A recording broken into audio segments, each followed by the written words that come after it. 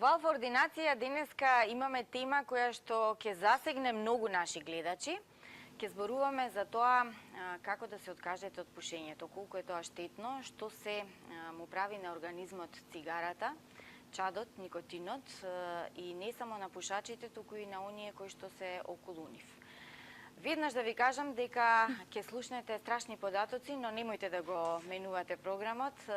Докторката која што е наша денешна гостинка вели дека многумина бегаат од овие податоци, се плашат, но соочете се со сето тоа и размислете дали ќе пушите и натаму или ќе бидете еден од кандидатите кој што решава да ги остави цигарите. Зошто е тешко да се остави пушењето? Прашање тема за денешната алфа ординација ќе го одговориме со доктор Камелија Бушлетич, пулмоалерголог од болницата Аџибадем Систина. Добар ден, добре ни дојдовте. Добро ве најдов, добар ден. Податоците од Светската здравствена организација говорат дека годишно умираат по 5 милиони луѓе како последица од пушењето. Морам да ве прашам, кои болести се најчести кај пушачите? Па овака се прво да кажеме колку пушат. Да почнеме па после да идеме колку умираат, се смета дека од прилика... Јас сакав одма да ги исплашиме. Да, па да не го исклучат одма телевизорот, да почекаме бар малца. Значи, се смета дека од прилика 1/5 од светска популација пуши. Бројки би било повеќе од 1 билион луѓе, а бројките се точно дека на годишно ниво умираат 500.000 до 600.000. И да биде попластично тоа што значи еден интересен податок дека на секои 6 секунди негде во светот умира еден пушач од една од болестите кои што се поврзани со пушењето. Листата на болести кои што се поврзани со пушење е огромна, бидејќи пушењето не ги засега само белите дробови, него секој орган во нашето тело. Така да, освен белодробните заболувања, како што се канцерите се условени од пушење и на друга локализација, почнувајќи од устата, хранопроводот, желудникот, мочниот меор и на многу други локализации. Тука спаѓаат и други заболувања, кардиоваскуларните примерно, понатаму мозочните удари, остеопорозата, диабетот кој што не е вроден, него е стекнат, и уште многу други заболувања. Така да е причина за најчеста и најбитна за настанување на огромен број на болести, но она што е најбитно е дека сите тие болести можат да се превенираат. Во алфа ординација разработуваме многу различни теми и секогаш напоменуваме дека пушењето е нешто што му штети на организмот, дека треба да се остават цигарите и се трудиме вистински да им помогнеме на оние кои што сакаат тоа да го направат, но дали сакаат па не можат или не сакаат, зависност ли е или е нешто друго пушењето? Пушењето е моментално најстрашната зависност која ја знае човекот. Не се работи само за психичка зависност, него е и физиолошка зависност. Зависноста ја прави една субстанца. Иако 7000 субстанции се наоѓаат во цигарите, од кои што неколку стотини се штетни по човекот, а 70 се директно канцерогени. Меѓутоа, само една е таа која што прави зависност, а тоа е никотинот. Кога ќе земете дим од цигарата, за неколку секунди она доаѓа во белите дробови, од таму преминува во крвта и преку крвта се разнесува до сите органи, буквално до сите. Но зависноста ја прави никотинот кога ќе дојде во мозокот, бидејќи таму постојат посебни рецептори за него.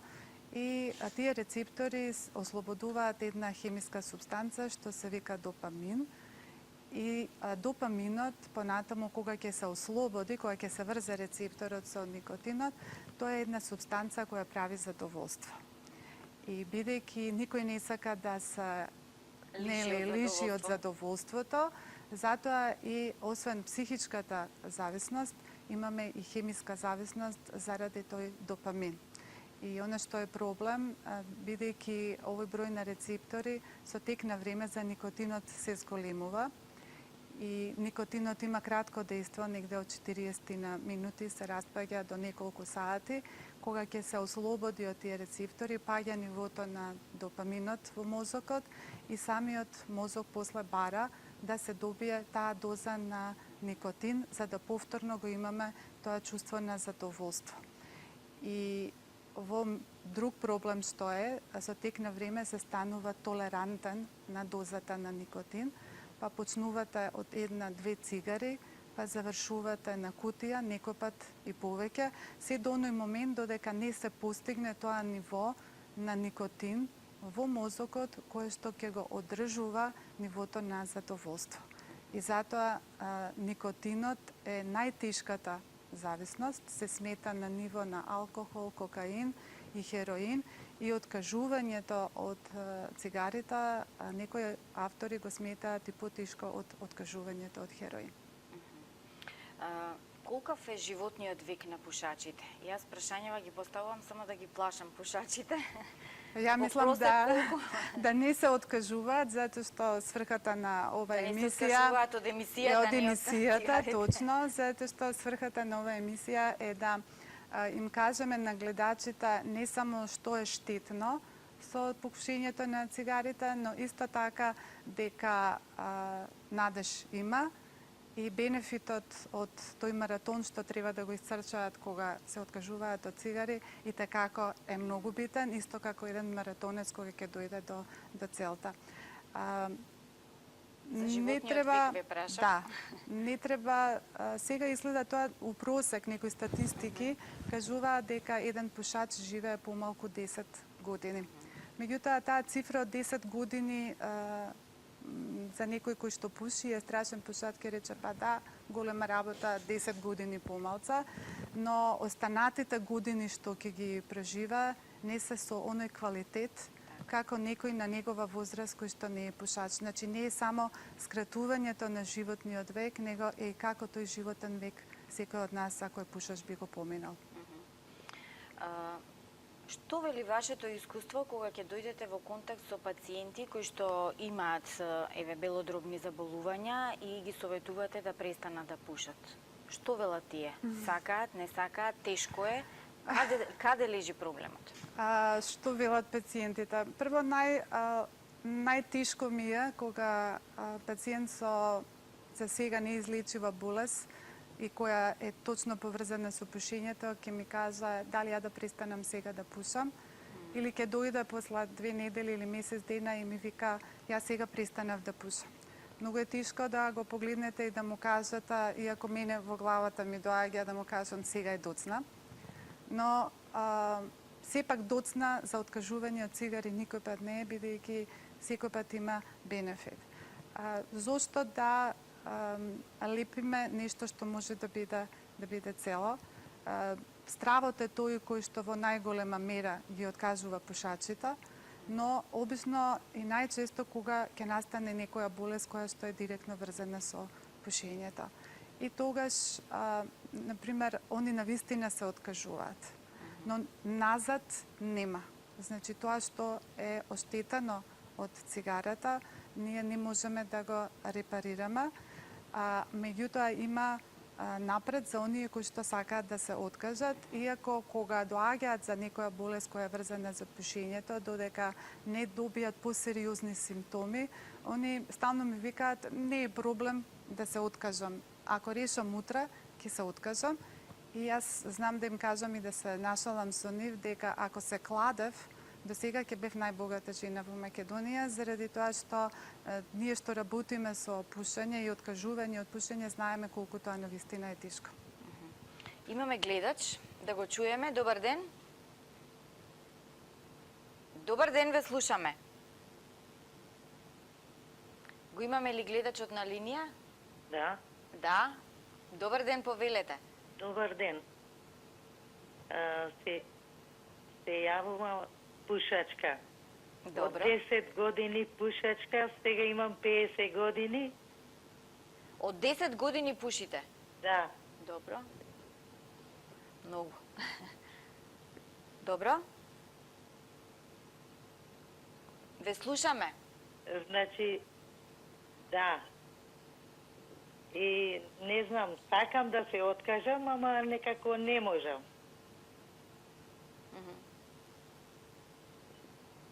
Добро. Точно и затоа денеска би сакала да позбориме малца дека навистина е тешко Што ми откажувањето. препорачувате вие? Так. Откажувањето е многу тешко, затоа што паралелно треба да се работи на две страни, значи да се психолошки спреми пациентот, а од друга страна, ако е некој пушач толку години, ако пуши 10 цигари на ден и ако првата цигара ја пали во првите пола саат од станување наутро, тогаш се работи за тежок никотински зависник. И откажувањето само е многу тешко. Тоа американците знаат, имаат посебен назив, го викаат откажување на, не го викаат cold turkey, ладна мисирка, бидејќи за да спремите мисирка многу малце треба. Значи, така и пушачите кои што пробуваат да престанат одеднаш да се откажат, за кратко време, значи, повторно се враќаат на цигарите. Мојата препорака е да се направи план. Значи, не е само тоа моја, него во светот ние работиме по програми за откажување од пушење, да самата пациентка си направи програм и ще се реши кога ќе престане да пуши. Обично, најчесто е тоа понеделник, значи центри во Америка кои што работат со откажување од пушење, они кажуваат дека понеделник е денот кога пушачите решаваат така исто како со диетите да престанат да пушат. И кога ќе го стават во план тој понеделник, значи треба да се направи листа од самиот пациент кога значи најмногу пуши. Значи кои се оние моменти кои го тераат да ја запали цигарата. Дали е тоа пиење на кафе, зборење на телефон, стресна ситуација, социјално пушење, значи дружење, дали е тоа кога вози во автомобил и да тоа си го така, осаменост, и да тоа го стави на еден лист, затоа што тоа е еден од начините да се припрема кои ситуации треба да ги избегне, кои се можните тригери, ги викаме ние, за да повторно посегне по цигара. Наредното е совет да сепак побараат помош наша, значи ние кои што помолози работиме со откажување од пушење, бидејќи ние понатаму правиме еден програм дали на пациентот што ако е ваков тежок пушач и никотински зависник, што му е најидеално за него и како тераписка подкрепа.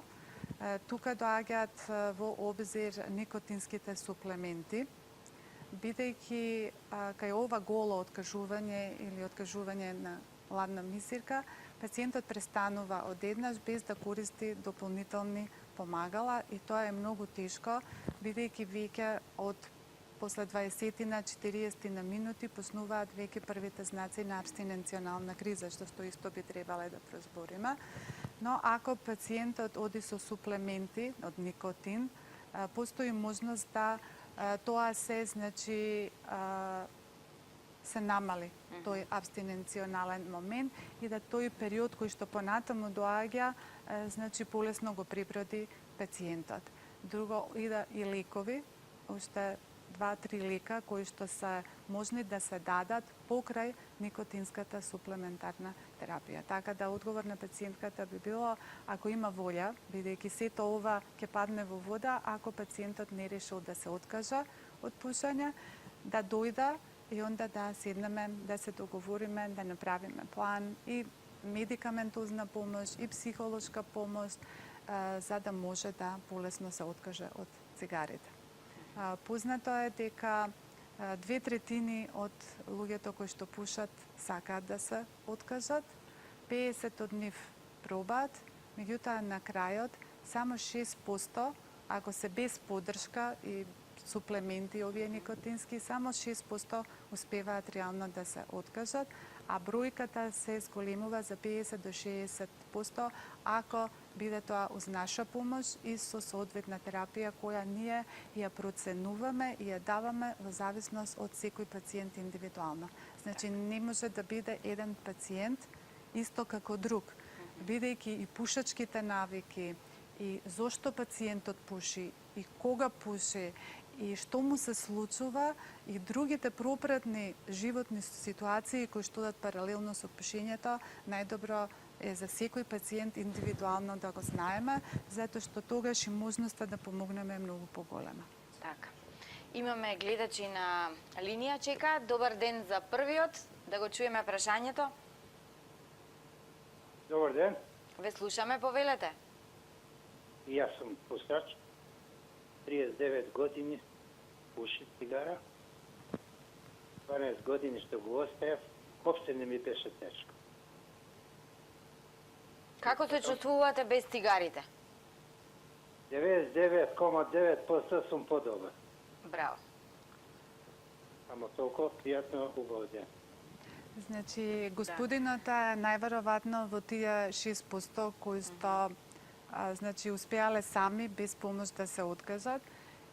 И има уште еден интересен податок, науката покажува дека и за откажувањето од цигарите сепак има генетска детерминираност кои ќе можат спонтано да се откажат.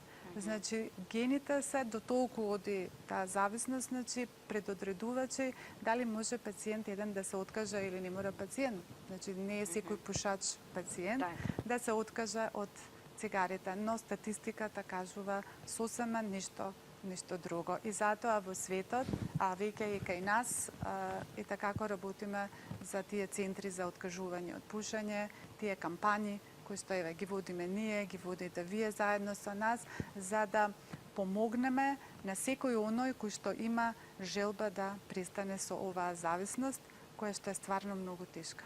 Така. Го слушаме следното прашање, повелете. Ало, добар ден. Добар ден. Поздрав до емисијата и јас сум мајка на пушач, младо дете, 28 години. И имам едно прашање до докторката, каква е не е разликата, него ефикасноста за овие електронските цигари, за тие навики, дали ќе успеат, дали не, колку се здрави, колку се штетни и така. Тоа е. И ви благодарам од. Електронската цигара ја извадија последниве неколку години. Немаме се уште долги студии, значи кои несакани ефекти ги дава на долг период од користење. Различни земји имаат различни национални гајдлайнси за местото на електронската цигара во нивната секојдневна пракса. Се тоа што значи накој користење на електронска цигара во период од неколку месеци додека пациентот помине од пушач во непушач, да го олесни периодот на абстиненционална криза, тогаш се добро дојдени, но ако електронската цигара продолжи долго и знаат некој пат и комбинирано, особено тинејџери, не слушнав господјата колку е детето старо, например, во Велика Британија има во моментот проблем да голем дел од тинејџерите од помладарство сега влегуваат и почнуваат да пушат електронски цигари. Дури и оние кои што не биле претходно на класична цигара.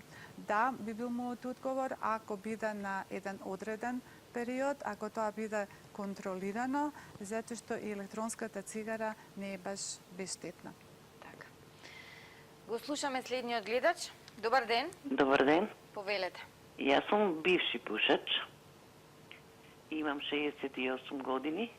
14 години не пушам. Мислам дека... Не ве слушаме. Ало? Сега, да, ворете, не ве... Јас сум бивши пушач. Да. 14 години не пушам. Добро. И мислам дека може секој да откаже. Во главата е тоа. Како престанав да пушам? А пушев 30 години. Добив никотинско труење. Од премногу грижи, од премногу проблеми, пушев, се препушив. И сама бев дома, кога се јавив на брза помош, рече, смирете се полека, земете лектириуме, утре на матични доктор. Утредента ми направија ова снимка и докторката рече, еве снимката. и ми прати на компјутерска томографија. Ми кажа да престанам да пушам, инаку ќе добиваш секогаш напади на бронхит, зима, лето, пролето, абе все, дури добив медицински шок. Кога ми кажа што е тоа, ја веќе се заплашив од страв, престанав да пушам од страв. Не ми беше многу тешко, бидејќи очекував свадби, внучиња и уште еднаш ќе речам се е во главата. Добро, еве чувме едно искуство. Така. Се е во главата. Се е во главата, да. да. Повторуваат. Кој ќе ја не ги остави веднаш, последната кутија ја пушев од понеделник до петок, ја прашав докторката, што ќе правам ако не пушам? Вика, шетај, а ако врне прередове, фиоки, се, најдем. И ја видов дека е подобро. Ја денеска, 10 години не сум. Немам бронхит, квалитетно живеам и подобро ми е. Ви благодарам. Само една недела имаш криза и ништо повечко, така. али волјата е најважна. Ни лекари, ни цуцли тие, ништо не помага.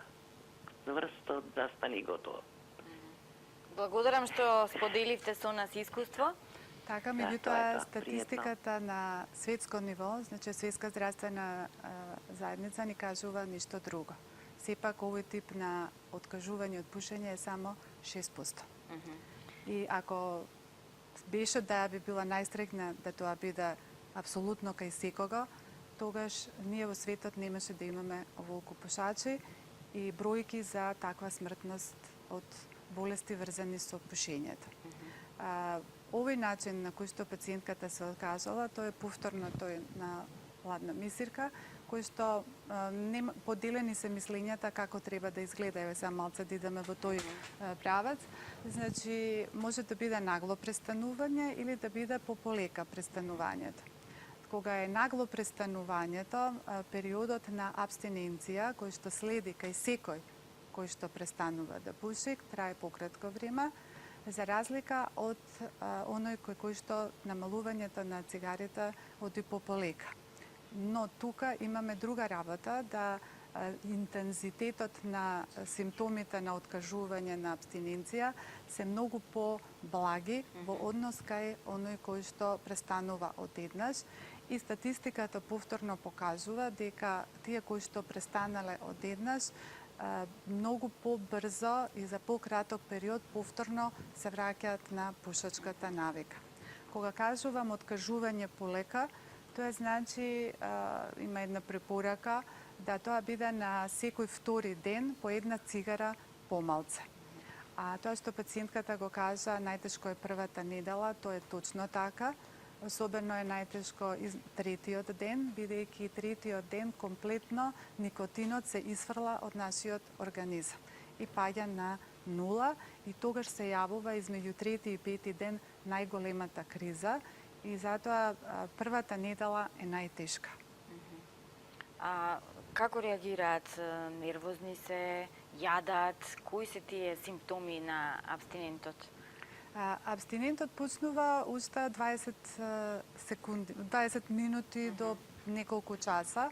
Прво почнува нервоза кај пациентот, па потоа се надоврзува анксиозност, некој реагира депресивно, се јавува несоница, оди кај некого со интензивно путење, намалена можност за концентрирање, некои се жалат дека им паѓа меморијата, главоболка, вртоглавица, се жалат на стомачните губи, значи да може да се јави една обстрипација, грчеви во стомакот и белодробни тегоби во смисла на стегање во градите, тежина, се обратно од она за што ги тераме да престанат и една интензивирана кашлица.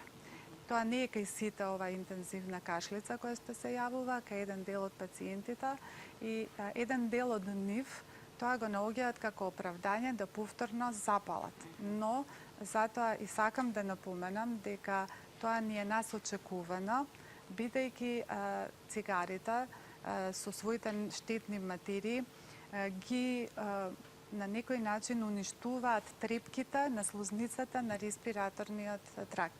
Овие трепки кои што се од натрешната страна на дишните патишта, ги префаќаат сите честици кои што преку воздухот ќе дојдат во нив и како еден ескалатор, заедно со слушта што ни се лачи, ги изфрлаат, ги тераат према горе, према устата, према носот и со надрезнување на рецепторите за кашлање, ние се искашлуваме и на тој начин се штетиме.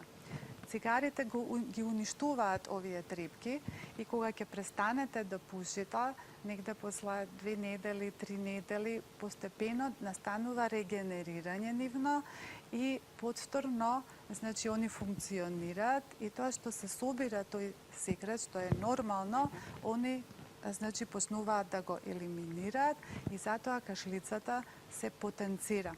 И плюс е познато дека никотинот химиски прави блокада на рецепторите за кашлање. Па кога ќе падне неговото ниво, кашлицата заедно со функцијава на трипките која што се воспоставува, прави да фактички пациентот и повеќе кашла. Ете го, од каде е кашлањето. Така.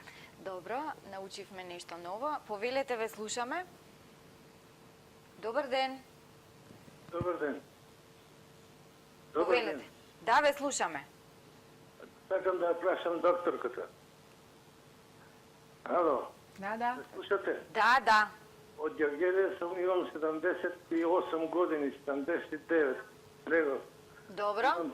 Имам 3 байпаса, имам стендбай ставено, апаратче за срцето, а пушам по една кутија дневно.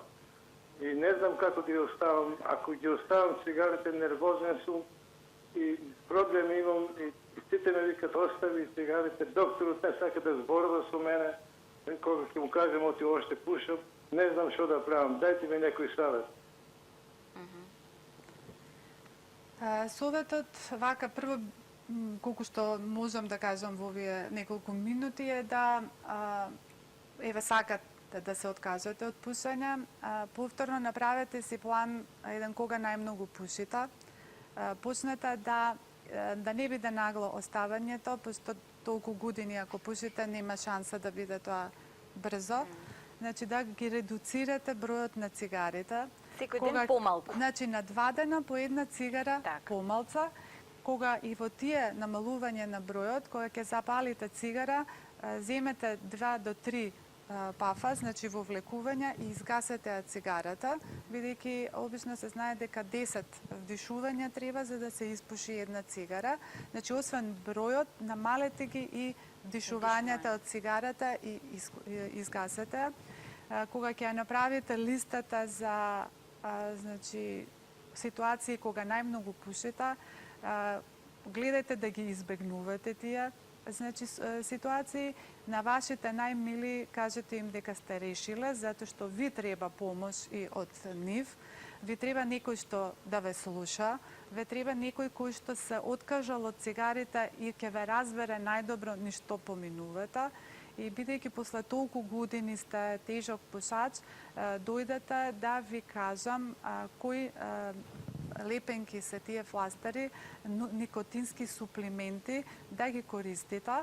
Нажалост, во нашава земја ги нема. Ќе треба да ги набавите од надвор и тие се со различни дози и да ви направам една шема како да ги зимете уз помош на значи спрече или таблети за лижење, пастили кои што имаат никотин и кои што даваат можност во една и покрај користењето на никотинскиот фластер, кој што е обично од 16 до 24 часа трае, да ако дојдете во криза, да си земете една таква пастила, за да сте таа криза надмина. И со една поддршка, значи и од дома, и од пријатели, и наша, да го запуснеме, да го трчаме маратонот. Пошто обично знам да кажам дека откажувањето на значи од цигарите е маратон. Добро, и со байпас може да се трча маратонот. Значи може да се трча и никој пат не е доцна и нема возраст, сега е доцна, јас сум стар да се откажам од цигарите, затоа што бенефитот кој почнува од откажувањето на цигарите, значи она што се позитивни ефекти, почнуваат во првите 20 минути по престанокот од цигарата. Така. Имаме уште еден гледач пред да ги погледнеме рекламите. Повелете. Да, се исклучи. Добро, ајде да го погледнеме рекламниот блок, па се враќаме во алфа ординација со нашата денешна тема.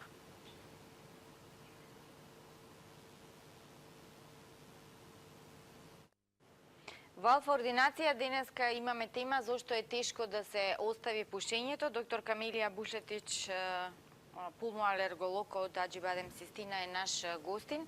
Продолжуваме со темата и прашањето врзано со оние кои што не пушат, а живеат со пушачи. Колку се тие оштетени и колку тие практично се водат како пушачи, односно пасивни пушачи? Пасивното пушење е исто толку, сега може би не колку активното, меѓутоа тие кои што живеат со пушач, 20 до 30% од нив ги добиваат истите болести како оние кои што пушат. Значи, повторно се карциномите, повторно се кардиоваскуларните заболувања, мозочните удари, остеопорозата, деца поготово, значи, кои што се во фамилија каде што се пуши, имаат многу почесто респираторни инфекции, многу почесто астми, бронхити, алергии и многу други работи. Така да денеска се оди и кон тоа да се воведува и така наречено терциерно пушење. Оние кои што излегуваат на тераса или пред кафич и нели пушат и викаат ја не пушам дома.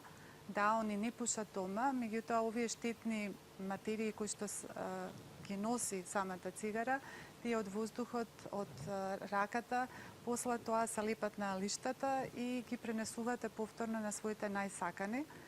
И кога ќе го бакнете детето, а сте испушиле цигара, исто така внесувате еден дел од овие штетни материи на неговата кожа, и кога ќе го допрете, и тоа важи и за возрастните. Значи, не е само активното, не е само пасивното, него сега имаме и терциерен начин, да кажем, на штетен ефект на цигарите. Постојано велиме штетни се цигарите, но што е она што најмногу му штети на организмот? Чадот, никотинот, другите состојки во цигарата, што е тоа што најмногу практично ни го уништува здравието? Па ви реков, 7000 субстанции се различни. Неколку стотици се штетни за организмот. 70 се канцерогени. Значи, сето тоа заедно прави да има таков ефект. Ефектот е заради тоа што кога ќе дојдат овие нели во крвта субстанции, ќе се разнесат насекаде и тие прават еден низок степен на воспаление. Значи, тоа е воспаление кое што е предизвикано од хемиска иритација. И тоа ниско воспаление, значи, нели, како и другиве воспаленија, прави со тек на време промени на крвни садови, промени на дишни патишта, на жлезди, значи доведува до промени на метаболизмот, на хормоналниот статус и на самата структура на секој орган, бидејќи со крвта они буквално се разнесуваат насекаде. И нормално прво страдаат најмногу оние органи кои што за да функционираат им треба многу поголема количина на крв. Значи тоа е мозокот, тоа е срцето, тоа се белите дробови, бубрезите, црниот дроб, па на крај страдаат и мускулите, бидејќи луѓе кои што пушат заради таа ослободување на едни медиатори, на едни цитокини, имаат и послаба мускулна маса. Затоа на крај со тек на години страда и кожата. Значи кожа на пушач не е иста како кожа на непушач. Порано се јавуваат и брчките. Така да многу работи се врзани. Важно, она што е многу битно, нашиот организам му требаат многу години да заборави дека ние некој пат сме пушале. Да се надоврзам на ова. Пушач кој што престанал да пуши и со години не пуши, дали се плаши да запали цигара и си мисли дека повторно ќе почне да пуши? И пушач кој што не пуши со години, а во текот на тие години, да речеме, запали 1, 2, 3 цигари, има разлика меѓу овие двајца, да речем, веќе не пушачи? Во кој смисол мислите? Дали би имал добра контрола за да од кога ќе престане Така, биде повремен да не пушач? почнат повторно да пушат. Ви напомна веќе дека генетски е тие кои што можат да се откажат нагло и генетски е предодредено и тоа да од кога престанете да пушите, вие можете, нели, во посебни ситуации да запалите една-две цигари и да, значи, после тоа не пушите пак. Но јас сепак не би се коцкала, значи не би играла на коцка на таа карта, заради тоа што таа пушачка носталгија останува до крај на живот. Секој пат има исклучоци. Сега некој може ќе се јави и ќе каже ја не ми текнува мене да запалам, но пушачката носталгија доаѓа кај бившите пушачи во различни моменти, трае по 30 на секунди и ако нешто правиме во тој момент може лесно да се надмине, но и по 10 години може да се случи да ако запалите цигара, 88% пак повторна статистика, ја морам да зборам за статистика, затоа што за пушењето тоа е Така, како факти се битно, тоа, тоа се факти. Тие кои што и по неколку години пристанок на пушење запалиле цигара, 88% од нив во наредните 9 дена запалуваат и испушуваат една цела цигара, а во наредните 6 недели повторно стануваат пушачи. Така да не би Нека се не- коцкала, така не би играла на таа карта дека имам толку можност да контролирам. Така, добро. Да го чуеме гледачот. Добар ден. Добар ден. Ден. Повелете. Околу пушењево, јас никогаш не сум пушел и викам тие пушачи што пушат, не е точно дека не може да се откажат. Тоа е само до човекот, до карактерот. Ако не може да се откаже од цигарите, он не може да се откаже и од други проблеми што може да ги прави, да зборуваме за непријатни проблеми. Тоа само до човекот, до карактер. А некој што вика, не можам да се откажам. Тоа не е точно. Ако сака, не пушам, од денеска и крај. Не ме интересира. А не можам да издржам. Како за јадење можам да издржам, не можам за јадење. За цигари или алкохолот. Тоа се само карактерот на луѓето. Карактер, како да кажам, не може тие да излаз барат преку цигарите, излаз барат преку алкохолот. Тоа е врзано едно со друго. Така да секој по мене, ако одлучи да ги фрли цигарите, автоматски нема потреба. Што? Ќе го боли нешто? Организмот не може да не речам, ќе пукне за цигара. Добро. Моје мислење е тоа. Само Так. тврд, коректен човек, стабилен човек, може да го реши проблемот со цигарите, како со цигарите и другите работи така доаѓаат. Добро, ви благодарам. Ви благодарам за јавувањето. Па сега не би била толку сурова, затоа што сепак тоа сте зависности. Значи, затоа и се викаат зависности, и алкохолот, и дрогата, и цигарите. Не се работи за цврст карактер или не, се работи за зависност. Значи, и хемиска, и психичка зависност, тоа е една сензуална зависност, значи од устата, мозокот си бара таква сензуална зависност, мислам, чувство едноставно, сензација бара. Не би рекла дека се тие луѓе без карактер, далеку од тоа.